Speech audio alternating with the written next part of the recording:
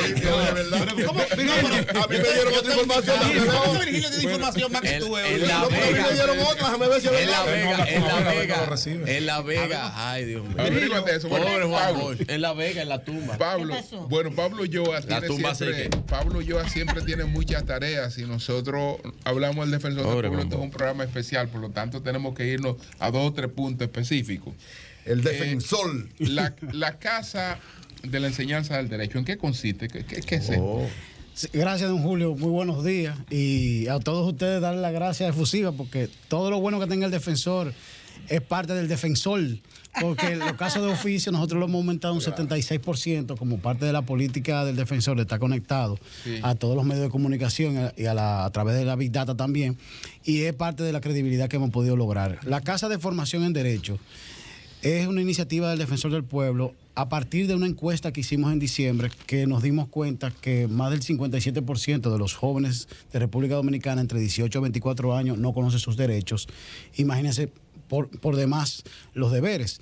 Entonces, en una alianza con la Universidad Autónoma de Santo Domingo, se creó un espacio la semana pasada donde incluso tuvimos apoyo de la USAID y de la Defensoría de Colombia, donde pudimos generar ahora un observatorio del Defensor del Pueblo con unas 10 variables y un sistema de alerta temprano que incluso lo hemos discutido con José en varias ocasiones, es parte de la línea de trabajo que hemos venido desarrollando. Sí. Tenemos la parte de formación a través de un catálogo de unos 10 o 12 cursos presenciales y asincrónicos para aprovechar también la tecnología y poder impactar en auditoría de la deuda, participación ciudadana, evaluación y validación y otros temas que los comunitarios normalmente nos piden para poder fiscalizar. La parte de un fondo concursable para que las universidades, a través de los profesores y los estudiantes, tengan recursos para poder hacer sus tesis, pero que las tesis vayan de la mano de la línea de investigación del defensor. Porque si hay una línea que nosotros hemos tratado de hacer profusa, es investigar temas, por ejemplo, salud mental, que trabajamos mente sana, políticas enfermas, y el Poder Ejecutivo creó una línea de asistencia el mes pasado como parte de una respuesta de las conclusiones. La parte relacionada con la seguridad privada, donde nosotros tenemos 39.000 agentes privados y ninguno tiene un sistema de formación y mucho menos de selección. Y la gran mayoría son ex policías, lo cual hace muy endeble la capacidad de respuesta, pero al mismo tiempo de interconexión de información con mecanismos de inteligencia que tiene que tener el Estado. Entre otras líneas de investigación, por ejemplo, la que le comentaba a María Elena, que le va a gustar mucho, que tiene que ver con la parte de violencia. Nosotros hicimos un análisis de toda la data de la Procuraduría General de la República del 2016 a la fecha y 1.522%, ese ha sido el aumento en la violencia intrafamiliar, 442% violencia de género, el aumento 1.522%. ¿En qué tiempo? Del 2016 a la fecha. Okay. La violencia intrafamiliar, 442%, violencia de género. Wow. Agresión sexual, 309, y la violación un 92% de aumento. Ese porcentaje tan alto, puede ser la denuncia, el registro, puede ser el registro. Todos son oficiales, a partir de los registros. Lejos de ser negativo, inclusive podría ser positivo. Puede ser el registro. Puede ser el registro. Nosotros hicimos el trabajo junto con el Centro de Cultura Democrática que lleva doña Soraya Puello como una iniciativa de poder profundizar en las 21 variables que José siempre ha planteado en cuanto a violencia de género. Eso es un aumento en el registro de los casos que se dan en República Dominicana, lo cual ha hecho que de alguna manera u otra nosotros podamos visualizar el tema de la violencia más amplia que de género. Y es bueno significarlo porque la conflictividad en República Dominicana ha ido aumentando. Si no veamos que casi 70% de los casos de agresión no son con tema de delincuencia, sino tiene que ver con armas blancas y armas de fuego. Y los homicidios principales son problemas convivenciales. Por eso nosotros hemos trabajado tanto la mediación, no solamente en casos del día a día, a través de las casas de acceso a la justicia, que te decía la semana pasada, que vamos a relanzar la relación que creamos una vez llegamos al Defensor del Pueblo.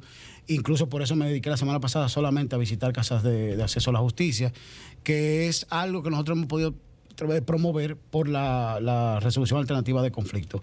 Ahora, volviendo a la parte de la conflictividad, ese indicador de esta mañana de los casos que se dan en las escuelas, de casi 20.000 casos de violencia en 8 meses, refleja que nosotros tenemos que revisar este modelo educativo que estamos promoviendo, no solamente dentro de las escuelas, sino también dentro de las familias. porque la apuesta del defensor, a través de la Constitución animada y otras estrategias, ha sido impactar a ese núcleo esencial de la sociedad dominicana, que es la que sustenta todo el proceso mismo.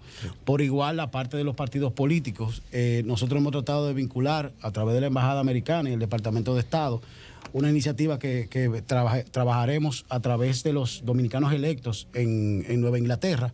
Específicamente tenemos 24 dominicanos electos, y además de esos 24, ya el alcalde de Pasey, Héctor Lora, que es muy amigo, que ganó con un 90% su candidatura. Con un 90%. Y el Sarasota, el alcalde de Sarasota es dominicano. Entonces vamos a trabajar también la línea de la democracia, porque nos preocupa mucho por los datos que estamos teniendo, la sostenibilidad de los partidos políticos y la estructura misma. Pablo, a propósito hablaste del sistema educativo y una serie de elementos. Hay una situación que es de conocimiento del defensor del pueblo, de la decisión del Ministerio de Educación de hacer el libro abierto, y hay un conflicto en función de que afecta a una parte de la industria que tenía que ver con eso.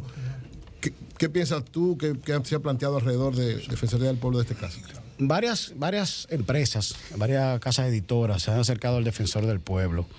Realmente es un tanto preocupante, porque nuestra apuesta debiera ser a creación de competencias, tanto humanas, sociales, vamos a llamarle así, como las partes básicas, que son lectoescritura y matemática. Por eso tenemos problemas de conflictividad y por eso tenemos tan bajo índice en PISA en cuanto a las evaluaciones internacionales y demás. El Ministerio de Educación tiene que generar un espacio de concertación con estas editoras, porque si lo vemos desde el punto de vista práctico, en lo personal, tal vez porque he tenido tantos procesos de licitación en el BID y el Banco Mundial antes de ser defensor, yo no creo que sea posible poder tener los libros de texto a la prontitud de agosto.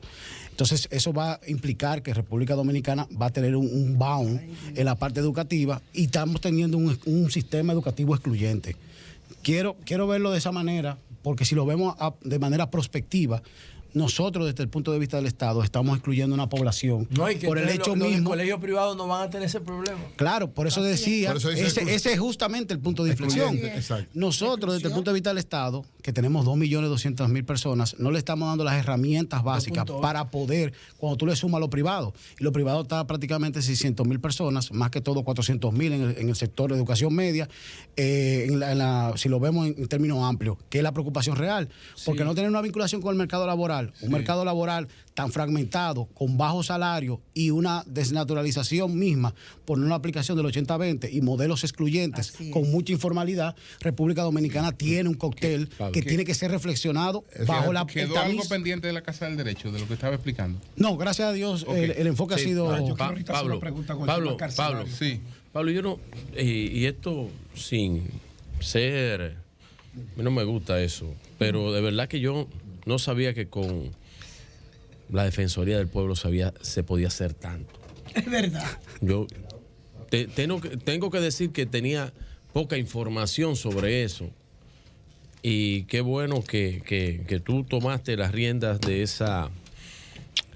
esa oficina de la Defensoría del Pueblo, porque la verdad es que el trabajo se nota.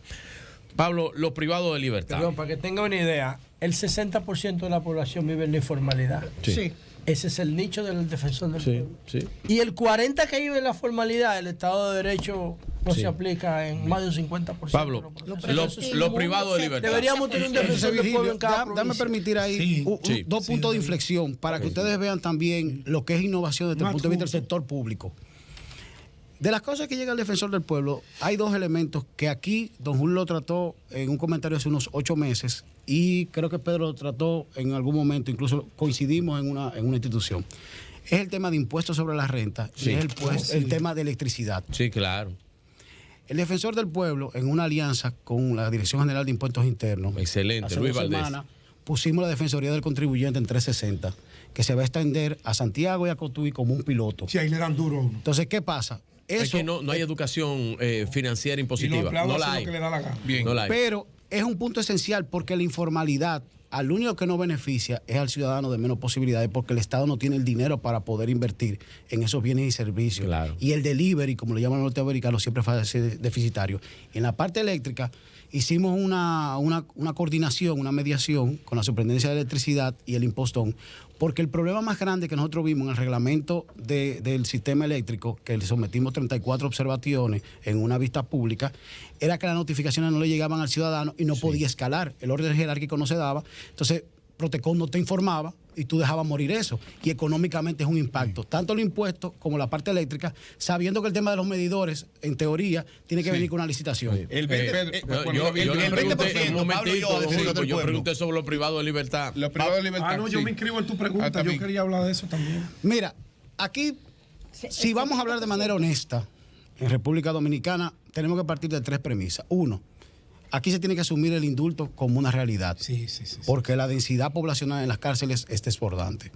Ahí no existe dignidad humana. Indulto humanitario. Y no tiene que ver con que sea la Dirección de Prisiones que pertenezca al Ministerio de Justicia o la Procuraduría de la República. Estoy de acuerdo contigo. 27,000 personas en espacios que no llegan a 16,000 puestos es imposible. Como lo hizo México en un momento. Es que aquí existe un precedente. Y también, escúchame, que esto no es el defensor del pueblo, como lo está haciendo un juez ahora.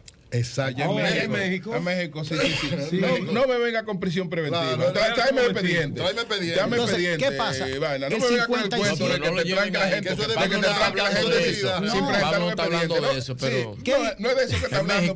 En México estamos hablando de los indultos. No rima, pero es verdad. ¿Qué hizo el defensor para ir a esencia en términos prácticos? El defensor hizo un trabajo junto con el Sistema Único de Beneficiarios, porque tiene las tabletas, tiene el personal, la Dirección General de Prisiones, hicimos un levantamiento de los 27,000 privados de libertad y el informe no lo hemos puesto a circular porque estamos contratando una antropóloga para poder hacer, Tajira Vargas como tal, por un proceso de competencia, para poder hacer entrevistas a profundidad, porque de los indicadores esenciales son salud mental. En La Victoria hay casi 300 privados de libertad con salud mental, pero si tú lo pones en la calle la familia no se hace responsable. ¿Qué se va a hacer? VIH, tuberculosis, ahí hay casi 800 personas, La Victoria tiene 8,000. Hay cárceles que nosotros tenemos con 400% de sobrepoblación. Sí. Pero entonces, esa dinámica tiene que darse sobre la base de los administradores del sistema, de los actores. Tanto Procuraduría como Suprema Corte de Justicia tienen que centrarse. Porque cuando el defensor fue a Santo Domingo Este, de donde Don Julio, para la carcelita aquella, que sometimos un recurso de amparo junto con Defensa Pública para cerrarla, ese sábado aparecieron 43 resoluciones a las 12 del día. ¿Dónde estaban guardadas? En un archivo. ¿Por qué? Porque se pagaban 1,500 pesos cada tipo. La cárcel de Mano Guayabo. La de Mano Guayabo. Para el VIP se pagaban 1,500 pesos diarios.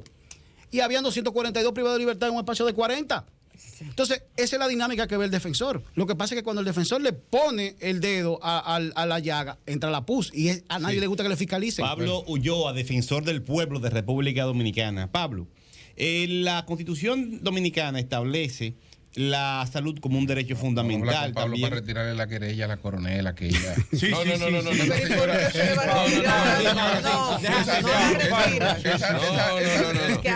Intentó matar a un Pero que esa señora es una policía que le dice, mira, por ahí no pasa en esta puerta. Intentó matarlo con po.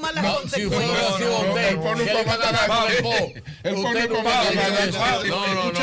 No. El fono no para matar a nadie. Es una mujer con una hoja limpia. Pero vamos a seguir, Sí, pero intentó matar a Pablo con un po. Vamos a evaluar. Esa señora tiene una hoja limpia. Es una hoja limpia. Tenía porque ya está. El único consejo que ella cogió fue ese palo. No le pudo dar palo. Doña, era que ella estaba era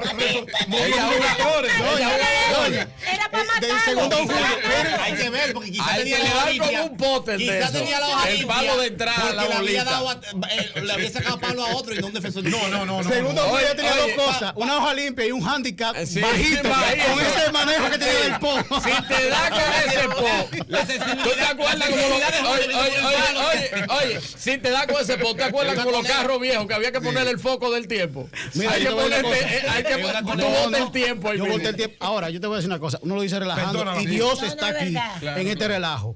Pero miren, señores, ahí se manipularon armas de fuego. Claro. Yo no estoy diciendo, yo no voy a entrar en ese tipo de situación por el respeto. Nunca, Pedro. Tú me conoces, yo sería incapaz de blasfemar o decir una cosa que no es. Yo sé que se hizo. Ahí se manipularon varias armas de fuego. Incluso el señor del dron, él estaba manejando el dron que se contrató, tuvo que salir a montarse en el vehículo porque la escopeta la sobaron para tumbar el dron. O sea, vamos a hablar, cuando hablamos de fiscalización, a mí me gusta que hablemos de microcorrupción, que es donde realmente se da la situación difícil, porque los grandes casos, no se usa, ahí no hay esa situación. Bien, Pablo Ulloa, la Constitución Dominicana establece el derecho a la salud como un derecho fundamental, también el derecho a la información, la gente tiene derecho a estar informada. En este país el 20% de las muertes tienen que ver con la alimentación no saludable, la mala alimentación, promovida abiertamente por el sector privado, no está prohibido, está abiertamente permitido, y esa comida chatarra, esos alimentos superprocesados están provocando muchas enfermedades. Estoy alineado. José, sale ese cuerpo, José. Estoy alineado con el discurso de José Luz. José te está mal influenciado. Adelante, José Liriano. Estoy alineado con el discurso de José Luz, aunque una micropuesta de campaña en el 2020. Se la puedo mandar por internet, por correo. José, tu apoyo. Copiaste la vaina de liderazgo responsable. Ese tema de la defensa de la salud de manera preventiva a través de una política de alimentación saludable, José lo dice, la alimentación inteligente, no puede ser asumido por el defensor del pueblo, porque mira, la gente está vulnerable, indefensa ante el bombardeo de la comida chatarra y la ignorancia de la población. Jonathan, gracias. Eso es peor que las drogas. Gracias, de la Jonathan. población. La crisis alimentaria en República Dominicana es peor que las No, drogas. mira, Jonathan, gracias por la pregunta. Si hay algo que ha tenido el defensor es hacer innovación. El mes pasado nosotros hicimos una actividad de derechos económicos aplicados. ¿Por qué? Porque justamente el catálogo de derechos económicos y sociales de la Constitución nos plantea unos riesgos que nosotros como Estado tenemos que asumir. Hay cosas que económicamente son inviables según lo que está puesto en la Constitución, pero hay otros que implican políticas públicas. Al hacer ese debate, lo que estamos generando son alertas temprano, y por eso dentro de los temas que yo hablé la semana pasada o antepasada con el ministro de Salud Pública y el director del SNS, que fueron a donde el defensor a hablar de las muertes. No. Gracias a Dios, la democracia dominicana. Con Mario habla todo el mundo. Tengo que significar varios aspectos que se han fortalecido. Primero, que el ministro de Salud y el director del SNS vayan al defensor del pueblo para hablar de un caso como las muertes en las maternidades, es una demostración de la fortaleza que hay adquiriendo la institución. Pero que el director de Migración, por una situación que fue de la Embajada Americana y demás, pudiéramos tener una conversación y evaluar situaciones de alerta que nosotros hemos enviado, manda dos mensajes muy sólidos como tal. Volviendo al tema de Jonathan, sí... Y de la luz. Bueno, por el caso tuyo, Sí, la luz, yo lo he hablado en lo personal, sí, pero sí. en el caso tuyo, Jonathan. No, porque Tiro está echando vaina. No, lo que hace el defensor con los espacios de reflexión que genera es poder generar a su vez líneas de trabajo que puedan impactar directamente a las políticas públicas a través de las sectoriales. Por eso el artículo 5 de la Ley del Defensor del Pueblo dice que tiene que ser un experto en la buena administración y la gestión gubernamental. Y ese es el sello que nosotros hemos hecho. Garantizar la buena administración para con ello los derechos fundamentales. Ciertamente el etiquetado, por ejemplo, pro consumidor y lo que tiene que ver justamente con el sector privado son de los aspectos que nosotros tenemos que tocarle la puerta para hacer una alimentación más consciente y saludable. Cuenta con nosotros, Pedro, ya terminamos. No, si yo paso a Consuelo, porque yo iba con la misma pregunta del tema de las cárceles. Don Pablo, aquí le envía un arquitecto que recuerde y él quiere saber a qué nivel está, que ellos hicieron una denuncia de que no le han pagado unas obras que ellos entregaron en el 21, dice que en el 21 en Santo Domingo, Carlos Guzmán. Santo Domingo Norte, Carlos Guzmán, y él me manda hasta el expediente de ellos que ustedes tienen. Sí. Hay que huyan, que le cobren eso, que no va a repetir. Ahí yo quiero aprovechar 3 minuticos para que veamos cómo se innova en la parte pública. Sí. Cuando nosotros llegamos, generamos una aplicación y la página. La central lo convertimos en un WhatsApp y lo conectamos a un CRM que con inteligencia artificial. ¿Qué pasa? Que en diciembre nosotros instalamos Sol, que es un software de trazabilidad. ¿Cómo así? Todo ciudadano que tenga una denuncia en el Defensor del Pueblo, un reclamo, puede entrar a la página del Defensor y va a ver el estatus de la misma. Porque eso es transparencia. De todo modo, yo me llevo su encomienda, todos los días, a las 7:50 de la mañana, y asumo el compromiso de llamarlo. Tú y yo nos vamos ahora para donde Carlos Guzmán a resolver. También. Carlos, un hombre abierto. Sí, Carlos tiene que resolverlo porque ya él lo va a repetir. Hablando de salud pública, tanto de enfermedades, etcétera, etcétera, como de la alimentación, la salud mental. Hay todo un estudio que me consta sobre la salud mental de los maestros. Hoy que estamos viendo lo que está sucediendo en las escuelas, un titular de primera de la violencia en las escuelas. En las escuelas se ha dado hasta maestras que se han suicidado en el baño de la escuela. Se han colgado. Y la ha encontrado una de las estudiantes. Una violencia que también repercute en los maestros, que es lo que se llama el burnout en inglés. Entonces, que si eso es parte de la salud mental, específicamente, porque hay una obra sobre eso, dicho sea de paso, aquí se ha estudiado muy poco el burnout, hay una obra específicamente sobre eso, de la salud mental, del burnout en los maestros. El 72% de los casos de salud mental en República Dominicana es ansiedad y prácticamente un 25% depresión.